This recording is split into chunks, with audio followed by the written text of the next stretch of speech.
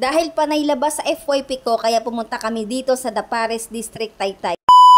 Titikman natin yung Pares overload nila dito sa The Pares District para kahit hindi ka na pumunta kay Diwata, makakatikim ka ng Pares overload. Pagkapasok mo dito, pupunta ka muna ng counter kasi doon ka magbabayad at doon ka din mag-order. Sa aming dalawa ng asawa ko, yung in-order namin yung Pares overload nila. Pagkatapos mo mag-order at makapagbayad, bibigyan ka ng resibo ng cashier at dadalhin mo dito sa labas kasi dito ka mag-order ng iyong mga pagkain. Yung staff naman dito ay ayusin yung mga order. At yung order mo na Pares overload, syempre binibilang yung laman kung ilang piraso yung laman na pwedeng iserve doon sa may mangkok. After niya, nilagyan na ni Kuya ng sabaw at pinatanggal ko kasi akala ni Kuya ay taba yan. Hindi pala yan taba, yan pala ay purong luya. 2 pirasong luyang malalaki. Meron silang 3 klaseng toppings. Merong tumbong, chicharong bulaklak, tsaka lechon kawali. Yung pinalagay ko pala sa akin na toppings ay chicharong bulaklak, tsaka lechon kawali. Sa asawa ko naman, lechon kawali lang kasi hindi siya kumakain ng chicharong bulaklak tsaka taba ng baka. Sa mga condiments naman, pinakuha ko yung asawa ko ng chicharon, garlic, tapos chili garlic. Sa mga upuan naman, mag-iingat ka lang kasi meron silang upuan na sira. Sa condiments naman, self-service yung mangyayari kasi syempre ikaw naman yung magtitimpla ng iyong kakainin, 'di ba? Hindi naman sila. Hindi ko pa natitikman pero napansin ko yung kanin nila ay malata. Yun talaga yung pinakaayo ko sa kanin, yung malata. Mas gusto ko pa yung medyo matigas kaysa malata. Hinalo-halo ko lang para yung condiments ay mahalo doon sa laman. So, tinikman ko,